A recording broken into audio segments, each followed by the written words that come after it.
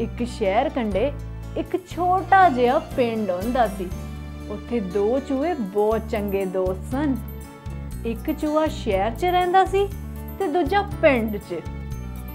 ते दोवां विच इन्ना चंगा रिश्ता सी कि दोवें दूजे चूहियां तो एक दूजे दी खबर लैंदे सन। एक दिन शहर दे चूहे नूं अपने दोस्त नूं मिलण दा मन कीता तां उसने पिंड आउण दी गल अपने एक दोस्त राहीं पिंड दे चूहे तक पहुंचा दित्ती।